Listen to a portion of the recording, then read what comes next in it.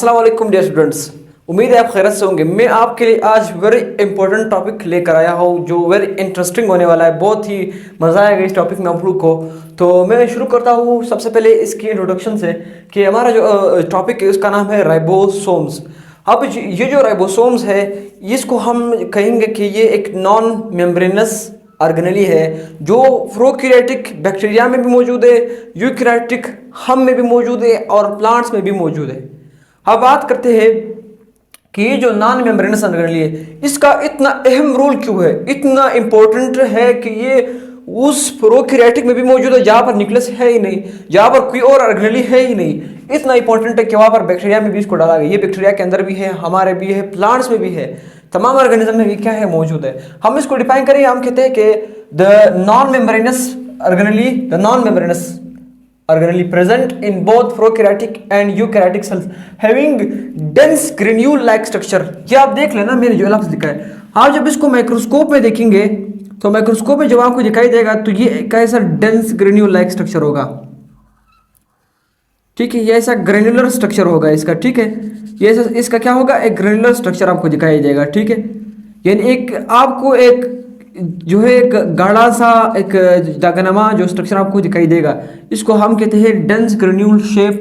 If you see it in microscope, ये आपके पास क्या है, एक माइक्रोस्कोप में अगर आप इसको देख ले, एक शख्स को यहाँ से देख रहा हो तो हम कहते हैं कि नॉन मेम्ब्रेनस है, डेंस स्ट्रक्चर है इसका, और ये यूकैरियोटिक्स में भी है, प्रोकैरियोटिक्स में भी है। चलो ये तो समझ आ गया। अब सवाल तो ये भी पूछते हैं कि भाई सर सवाल तो ये है कि इसका क्या कोई और नाम है? बिल्कुल है। क्या नाम है, मैं लिखवा लेता हूँ अभी। इसका दूसरा नाम है ना, इसको हम कहते हैं सेल विद इन सेल, बल्कि इसको कहते हैं ऑर्गेनेली विद इन ऑर्गेनेली। आप इसको कहे तो फिर सही है। ठीक है, इसको आप ऑर्गेनेली विद इन ऑर्गेनेली भी कहते हैं, ऑर्गेनेली विद इन ऑर्गेनेली भी हम लोग कहते हैं। और इसका दूसरा नाम जो है वो ये है, इसको हम राइबोन्यूक्लियोप्रोटीन भी कहते हैं। मैं यहाँ पर लिख लेता हूँ, और क्या कहते हैं इसको, राइबो न्यूक्लियो प्रोटीन भी इसको हम कहते हैं।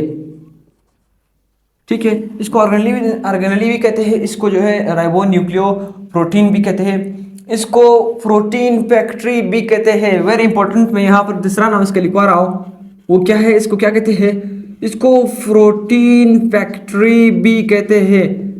प्रोटीन फैक्ट्री इसको कहते हैं, प्रोटीन फैक्ट्री ऑफ सेल इसको हम कहते हैं, क्योंकि प्रोटीन में इतना बड़ा रोल है। मैं आगे सारे पॉइंट्स इसी पॉइंट्स के ऊपर बयान करूंगा। ठीक है, आपने आखिर तक देखना है। अब आगे इसमें पॉइंट्स आप देख ले। डिस्कवरी की बात करें तो इसकी जो डिस्कवरी की थी एक साइंटिस्ट है, उसका नाम है जॉर्ज पेलेट। जॉर्ज पेलेट एक साइंटिस्ट था जिसने 1953 में इसकी क्या की, डिस्कवरी कर दी। जॉर्ज पेलेट वो साइंटिस्ट था जिसने राइबोसोम की डिस्कवरी 1953 में की थी। इसकी एक और वेरी इंपॉर्टेंट की तरफ में आता हूँ, उसका जो हिस्सा है ना वो ये है कि राइबोसोम की कंपोजिशन जो है वेरी जो है इंपॉर्टेंट पार्ट है इसका, यही कंपोजिशन वाला है। अब मैं बात करता हूँ, यहाँ पर मैंने आपके लिए स्ट्रक्चर ड्रा किया। ये देखिए, एक राइबोसोम्स है, एक राइबोसोम है। ठीक है, अब राइबोसोम में हमारे पास दो किस्म के सब यूनिट्स, एक को कहते हैं लार्जर सब यूनिट ऊपर वाला, एक को कहते हैं स्मॉलर सब यूनिट। यहाँ तक आपको बात समझ आ गई कि ठीक है, एक लार्जर एक स्मॉलर है। अब बात ये पैदा होती है कि सर क्या जो है ये प्रोटीन पर किस तरह बनता है? आप कहते हो कि इसके दो हिस्से अलग अलग है, फिर सर प्रोटीन कैसे बनेगा?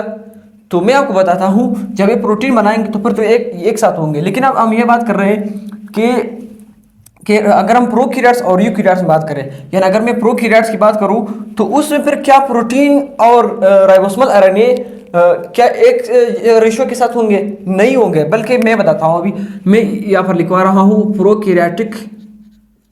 अगर हम प्रोकैरियोटिक को यहाँ पर लिख ले, मैं यहाँ पर यूकैरियोटिक को लिखता हूं, देख ले अब कितना बड़ा डिफरेंस है।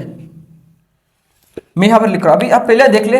देखे, अब प्रोकैरियोटिक में अगर हम बात करें जो राइबोसोम है ना, राइबोसोम की कंपोजिशन में हम पहले ये बात करते हैं। मैं यहाँ पर पहले आपको ये लिखवा रहा हूँ, ये आप देख ले। राइबोसोम जो बना हुआ है वो राइबोसोमल आरएनए एंड प्रोटीन से बना हुआ है। ये तो कॉमन बात मैंने कर दी।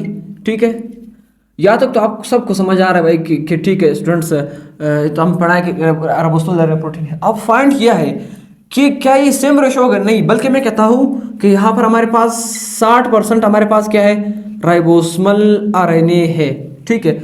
और यहाँ पर यूकैरियोटिक में कितना आरएनए है, 40% राइबोसोमल आरएनए है, ठीक है। अब प्रोकैरियोटिक में प्रोटीन की अगर हम बात करें तो वो 40% क्या है, प्रोटीन है, ठीक है। यहाँ तक आपको पास समझ आओगे। लेकिन यहाँ पर कितना है, यहाँ पर हमारे पास है 60% प्रोटीन है। ये फर्क है इस राइबोसोम का, ठीक है।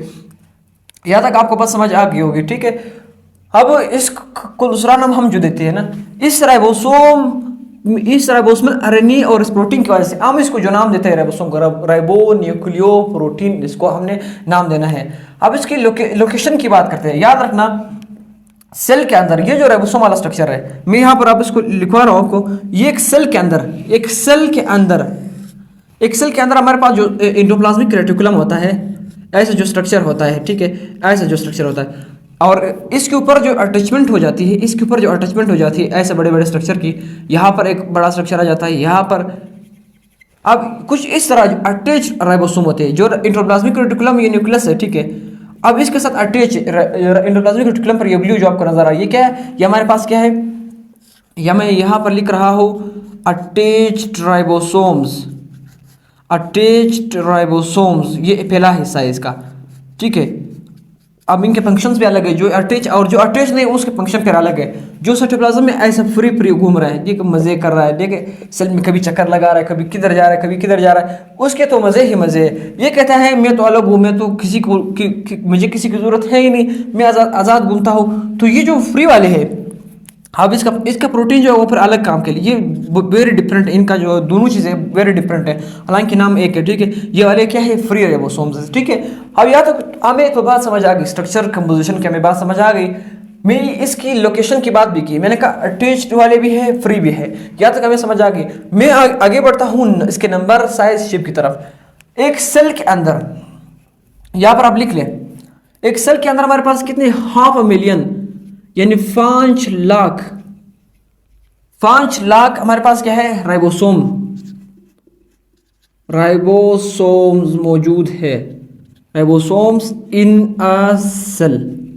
एक सेल के अंदर हमारे पास 5 लाख राइबोसोम मौजूद है। और इसका जो क्या है साइज है ना, इसका जो साइज है वो हमारे पास क्या है, मैं यहां पर लिख रहा हूं, इसका जो साइज है हमारे पास वो हमारे पास है 20 से 24 नैनोमीटर है, 20 से 24 नैनोमीटर है। इसका जो शेप है, मैं शेप लिखवा रहा हूं, हमारे पास क्या है, रफली स्फेरिकल है, रफली स्फेरिकल यानी क्या है, एक रफ सा स्ट्रक्चर है, ऐसा गोल भी आप इसको नहीं कह सकते, स्फीयर होता है ना, ऐसा स्ट्रक्चर है ऐसा। ये वाला है ना, ये तो मैंने आपको समझाने के लिए ऐसे लिखा है, ये ऐसा स्ट्रक्चर है, ऐसा स्फेरिकल स्ट्रक्चर आपको जो है नजर आएगा माइक्रोस्कोप, इलेक्ट्रॉन माइक्रोस्कोप में, ठीक है।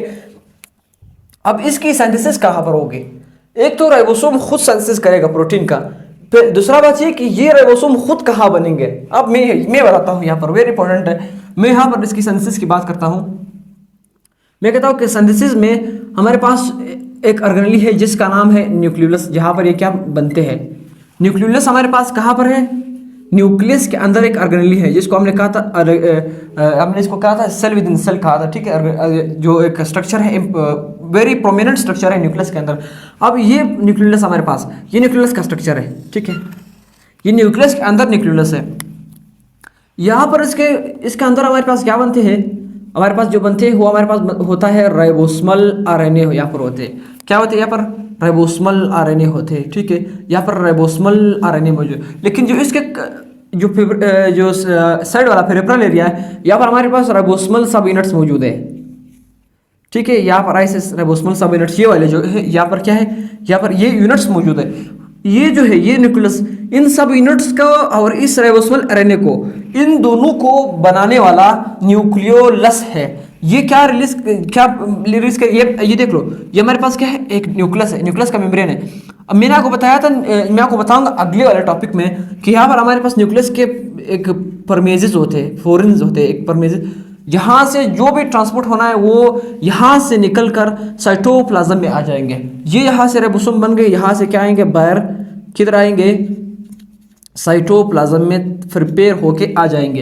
ये न्यूक्लियस था, ये न्यूक्लियस के अंदर है, ये न्यूक्लियस का मेम्ब्रेन है, ये न्यूक्लियस का जो है फोर्थ है, इसको परमेजेस हम कहते हैं, परमेजेस प्रोटीन जो है कॉम्प्लेक्स इसको हम कहते हैं। यहाँ से जो है राइबोसोम बाहर निकल जाएंगे। ये नहीं यानी हम कहते हैं कि इसका जो फैक्ट्री है, इसकी जो सिंथेसिस है वो कौन करता है, वो न्यूक्लियोलस करता है। यहाँ तक आपको बात समझ आ गई होगी। मैं आगे बढ़ता हूं कि लार्जेस्ट सब यूनिट का जो शेप है वो हमारे पास डोम शेप्ड है। मैं यहाँ पर लिख रहा हूँ क्या शेप इसका, ये जो लार्जेस्ट सब यूनिट है इसका हमारे पास शेप क्या है, डोम शेप्ड है। डोम यानी गुंबद जैसा, ये ऐसा स्ट्रक्चर है, ऐसा ऐसा नीचे से छोटा, सर से क्या है इसका बड़ा है, ऐसा इसको कहते हैं हम डोम शेप्ड। क्या शेप, डोम शेप। और जो स्मॉलर सब यूनिट है वो हमारे पास उसका शेप क्या है, वो हमारे पास है केव लाइक स्ट्रक्चर। हमारे पास एक टोपी जैसा स्ट्रक्चर है इसका, क्या है, केव लाइक स्ट्रक्चर है इसका। यहाँ तक आपको बात समझ आ गई होगी, ठीक है। मैं आगे बढ़ता हूँ। आगे आप देख ले इसमें जो है सब यूनिट्स की शेप हमने पढ़ ली। अब कुछ हम पढ़ते हैं कि कुछ अटैच्ड है, कुछ फ्री राइबोसोम्स है, वो हमने यहाँ पर पढ़ ली कि फ्री राइबोसोम्स है और अटैच्ड राइबोसोम है। अब उनकी फंक्शंस की तरफ आएंगे कि वो जब प्रोटीन बनाएंगे, फंक्शन तो हम आगे पढ़ेंगे। उनके प्रोटीन बनाने में फ़र्क ये है कि यहाँ पर जो अटैच्ड राइबोसोम होगा, जो अटैच्ड राइबोसोम है यहाँ पर आप देख ले, जो अटैच्ड है, अटैच्ड जो प्रोटीन बनाएगा, यहाँ पर मैंने बताया था अटैच्ड वाला, अटैच्ड जो प्रोटीन बनाएगा वो किसके लिए बनाएगा, वो सिक्रीशन के लिए बनाएगा, वो सेल से बाहर निकालेगा, ठीक है। जो आउटर सेल जो इंपॉर्टेंट इसका रोल है वहाँ पर, ये सेल से क्या हो जाएगा, सेल से क्या निकल जाएगा। लेकिन याद रखना जो फ्री राइबोसोम्स है ये फ्री वाले हैं। ये जो ब्लू ब्लू आपको दिखाई दे रहा है साइटोप्लाज्म के अंदर, ये जो फ्री वाले हैं ये क्या करेंगे, ये सेल के अंदर ही अपना काम करेंगे।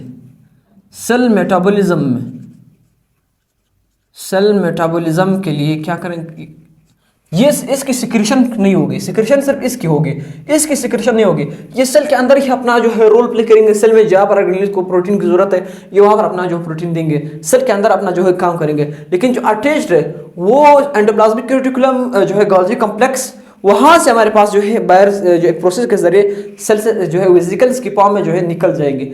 ये आप नोट्स में लिख ले, जगह कम होने की वजह से मैंने नहीं लिख सका। अब हम आगे बढ़ते हैं, एक एंजाइम की हम बात करते हैं पेप्टिडाइल ट्रांसफेरेज की। याद रखना ये राइबोसोमल सब यूनिट्स हैं, ये लार्जर सब यूनिट में हमारे पास एक हमारे हम कहते हैं ना एक एंजाइम है जिसका नाम है पेप्टिडाइल ट्रांसफेरेज। एक राइबोजाइम एंजाइम है जो आरएनए, राइबोसोमल आरएनए से बना है। अब मैं इसको यहाँ पर लिखवा रहा हूँ कि ये जो एंजाइम है, ये जो एंजाइम है, ठीक है, ये एंजाइम करता क्या है, यहाँ पर ये कहाँ पर मौजूद है, लार्जर सब यूनिट में मौजूद है। पहला इसकी तो ये है लार्जर सब यूनिट में मौजूद है। दूसरी बात ये है कि ये पेप्टाइड बॉन्ड बनाएगा। कैसे बनाएगा मैं बताता हूँ अभी। ये जब मिल जाएंगे इधर मैसेंजर आरएनए आ जाएगा ना, यहाँ से जब मैसेंजर आरएनए इनके दरमियान में आ जाएगा, दो सब यूनिट्स के दरमियान, तो ये क्या करता है, ये अपने पर ऐसे जो है क्या बनाएगा, पेप्टाइड बॉन्ड बनाएगा। क्या बनाएगा, पेप्टाइड बॉन्ड बनाएगा। ऐसा जो है लंबा सा चेन जो है क्या है, ये किसकी वजह से बन रहा है, ये जो प्रोटीन का चेन बन रहा है ये क्या है, ये पेप्टाइड बॉन्ड बना रहा है। कौन बना रहा है, हमारे पास पेप्टिडाइल ट्रांसफेरेज जो है एंजाइम जो ये काम कर रहा है। इसका नेचर क्या है, इसका नेचर हमारे पास जो है वो राइबोजाइम नेचर है। राइबोजाइम कौन सा नेचर है, वो एंजाइम जो प्रोटीन से नहीं बना हो बल्कि आरएनए से बना हो, उसको राइबोजाइम कहते हैं। आगे आप देख ले कि एक प्रोटीन जो अमीनो एसिड को ये जब मिला रहा है, ये जो अमीनो एसिड बन रहा है, ठीक है, यहाँ से जो अमीनो एसिड बन रहा है, एक अमीनो एसिड के अंदर ये जब पेप्टाइड बनाएगा, कहाँ तक बनाएगा, इसका एक पेप्टाइड जो एक लिमिट है, एक प्रोटीन के अंदर हमारे पास 29 से कहाँ तक हम कह सकते हैं, 29 से 3000 तक, 29 से 3000 अमीनो एसिड्स मिलकर एक प्रोटीन हमारे पास बनाएंगे। इसको आपने नोट करना है, ठीक है। 29 से 3000 अमीनो एसिड हमारे पास के आगे जाके एक प्रोटीन बनाएंगे। अब आगे देखते हैं इसको, ये जो राइबोसोमल सब यूनिट्स है, इसको हमने ये एस वाला नाम क्यों दिया है, ये एस का मतलब है स्वीडबर्ग यूनिट। ये डिपेंड करता है उसके सरफेस एरिया, उसके साइज, उसका वेट। जब हम इसको, मैं इसको एक स्ट्रक्चर के जरिए आपको बताता हूँ। मैं जब इसकी सेडिमेंटेशन करूँगा, इसको जब घुमाऊंगा, जब इसकी एक मशीन के जरिए इसको सेंट्रीफ्यूगेशन जब होगी तो फिर होगा क्या, जब सेंट्रीफ्यूगेशन के बाद अगर मैं लार्जर सब यूनिट को उठा लूँ, लार्जर सब यूनिट ये है और ये स्मॉलर सब यूनिट। अब 60s का मतलब ये है कि जो 60s का मतलब ये है 60s का मतलब ये प्रोटीएस। प्रोटीएस का मतलब ये है कि प्रोटीएस वाले का साइज भी छोटा है, वेट भी छोटा है और उसका सरफेस एरिया भी छोटा है, और जो लार्जर वाला है उसका साइज, सरफेस एरिया, वेट भी ज़्यादा है। इसलिए मैं यहाँ पर कहता हूँ सेडिमेंटेशन के बाद ये जो वाला जो है क्या है नीचे बैठ जाएगा और जो इससे 40 ये इसके ऊपर होगा। अब मैं इधर एक आपको रिलेशन लिखवाता हूँ। Svedberg unit is directly proportional to the surface area. बस ये आपने ये लॉजिक जो है रखना है, जिसका सरफेस एरिया जितना ज़्यादा होगा जिस एस का, वो स्वीडबर्ग यूनिट हमारे पास क्या है, उसका डायरेक्ट रिलेशन है सरफेस एरिया के साथ। ठीक है, जितना ये बड़ा होगा, जितना ये बड़ा होगा, उतना सरफेस एरिया भी बड़ा होगा। यहाँ तक आपको बात समझ आ गई। ठीक है, सेडिमेंटेशन का मतलब ये है। अब सेडिमेंटेशन में दो किस्म की चीज़ें। अगर हम प्रोकैरियोटिक की बात करेंगे, मैं यहाँ पर लिख रहा हूँ प्रोकैरियोट्स में हमारे पास जो है वो लार्जर और स्मॉलर जो है वो 50s और 30s है। लेकिन अगर मैं यूकैरियोट की बात करूँ वो 60s और 40s है। ठीक है, 40s और 60 है। ठीक है, यूकैरियोटिक की बात करें। प्रोकैरियोटिक में हमारे पास 50 और 30s है, यानी स्मॉलर है। ठीक है, ये आगे जाकर क्या बनाएंगे, ये 70s बनाएंगे, ये आगे जाकर क्या बनाएंगे, ये 80s बनाएंगे। ठीक है, राइबोसोम बनाएंगे। ये हमने इंपॉर्टेंट इसको आपने याद रखना है। ये लॉजिक था इसका, सेडिमेंटेशन कांस्टेंट पर डिपेंड करता है कि कितना सेडिमेंटेशन, कितना इसका साइज है, कितना वेट है, उसकी बिना पर जितना वो ज़्यादा होगा उतना स्वीडबर्ग यूनिट्स का ज़्यादा होगा। असल में स्वीडबर्ग यूनिट जो है वो टाइम का यूनिट है। ये हमारे पास बराबर है स्वीडबर्ग यूनिट 10⁻⁻13 सेकेंड्स। मैं यहाँ पर लिख रहा हूँ 10⁻⁻13 सेकेंड। ये सेडिमेंटेशन कोफिशिएंट है जो टाइम का वेरी स्मॉलेस्ट यूनिट है। ठीक है, 10⁻⁻13 सेकेंड्स के बराबर है। अब आपको यहाँ तक बात समझ तो आ गई। अब मैं आगे बढ़ता हूँ प्रोटीन के फंक्शन की तरफ। ये जो राइबोसोम्स है ये प्रोटीन फॉर्मेशन कैसे करेंगे, इससे पहले मैं एक और बात बता दूँ कि प्रोटीन फॉर्मेशन अगर हमारे पास देख ले, जब हमारे पास प्रोटीन फॉर्मेशन होती है तो हमारे पास एक ऐसा स्ट्रक्चर जो है आ जाता है। मैं यहाँ पर लिख रहा हूँ, ये जो स्ट्रक्चर है इसको हम कहते हैं मैसेंजर आरएनए। ठीक है, अब इसके ऊपर जो है सबसे पहले कौन सा यूनिट आएगा, सबसे पहले इसके ऊपर आएगा स्मॉलर सब यूनिट। ये हमारे पास क्या है, स्मॉलर सब यूनिट, ये जो मैं समझा रहा हूँ। ठीक है, ये पहले स्मॉलर सब यूनिट आया, फिर बाद में कौन आया, फिर इसके बाद आया लार्जर सब यूनिट। लार्जर सब यूनिट आया। अब इसको जो है अब प्रोटीन फॉर्मेशन कैसा होगा, यहाँ से देख लिया आप, ये स्मॉलर है, ये लार्जर है। अमीनो एसिड फॉर्मेशन के लिए यहाँ पर हमारे पास क्या है, मैंने उस एंजाइम को बताया था आपको। यहाँ पर जितना भी अभी अमीनो एसिड आएंगे, अमीनो एसिड ऐसे जुड़ते जाएंगे। इसको आगे हम पढ़ेंगे, मैं आपको सिर्फ आपके जहन में खाका बनाऊंगा इसका। ऐसे अमीनो एसिड बढ़ते जाएंगे और ये मैसेंजर आरएनए आगे बढ़ता जाएगा। ये जो है अलग डायरेक्शन में जो है बढ़ते जाएंगे, ऐसे अमीनो एसिड बनते जाएंगे। ये आगे जो है एक चेन बन के फिर टूट जाएगा, फिर अगले अमीनो एसिड, फिर इस तरह जो है 29 से 3000 तक क्या है अमीनो एसिड मिलकर एक प्रोटीन बनाएंगे। ये तो ये बात है इसकी। यहाँ पर आप देख ले कि इन दोनों की जो अटैचमेंट है वो अटैचमेंट किस चीज़ से है, यहाँ पर आपको पता होना चाहिए। अटैचमेंट जो दो सब यूनिट्स का है वो हमारे पास दो चीज़ों की वजह से है। मैं यहाँ पर सबसे पहले जो लिख रहा हूँ वो हमारे पास है मैग्नीशियम आयंस और दूसरा हमारे पास है साल्ट बॉन्ड्स। साल्ट बॉन्ड के जरिए मैग्नीशियम आयंस और साल्ट बॉन्ड वो है जो इन सब यूनिट्स को प्रोटीन बनाने के टाइम मिलाएगा।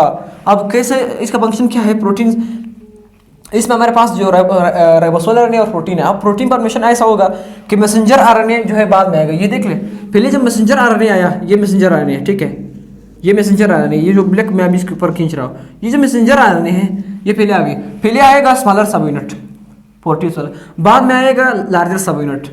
ठीक है, यहाँ तक बात समझ आ गई। लार्जर सब यूनिट जब इसके ऊपर आएगा प्रोटीन फॉर्मेशन स्टार्ट हो जाएगी, यहाँ से चेन बनना स्टार्ट हो जाएगा। ठीक है, यहाँ से चेन बनना स्टार्ट हो जाएगा। यहाँ से क्या हो जाएगा, यहाँ पर चेन बनना स्टार्ट हो गया। प्रोटीन फॉर्मेशन यहाँ से स्टार्ट होगा ये राइबोसोमल सब यूनिट्स की वजह से। अब जब प्रोटीन फॉर्मेशन होगा, जब प्रोटीन फॉर्मेशन होगी, चाहे वो फ्री राइबोसोम हो चाहे वो अटैच्ड राइबोसोम हो, इसके बाद होता क्या है, यही जो दो है, ये जो दो है, ये वाला मैं आपको याद समझाता हूँ। ये दोनों जो ये जो रेड मैंने दिया, ये जो ये रेड है, ये हमारे पास क्या है, ये हमारे पास मैग्नीशियम या साल्ट बॉन्ड आप इसको कह सकते हैं। ये मैग्नीशियम है या साल्ट बॉन्ड हो सकता है। ये दोनों जो है ये ऐसे अलग हो जाते हैं, ये देख अलग हो गए। अब ये जो है ये अलग जाएगा, ये वाला जो है ये फिर सेल के अंदर क्या हो गए, सेपरेट हो जाएंगे। प्रोटीन फॉर्मेशन के बाद ठीक है, यहाँ तक दोस्तों उम्मीद है आपको समझ आ गया होगा। तो स्टूडेंट्स, अगर आपका कोई भी प्रॉब्लम है इस टॉपिक के हवाले से तो आप मुझे कमेंट बॉक्स में करें, मैं आपको रिप्लाई करूंगा। और इसी के साथ साथ हमारे चैनल को लाइक करें, सब्सक्राइब करें, शेयर करें, जितने हो सकते हैं आप अपने दोस्तों के साथ शेयर करें और ख़ुद भी इसे जो है आप बेनिफिट उठाएं। इल्म के फैलाने के इस अमल में आप मेरा साथ दें और मैं हमेशा आपके साथ होऊंगा इंशाल्लाह। तो मिलते हैं अगले वीडियो में। शुक्रिया आपका।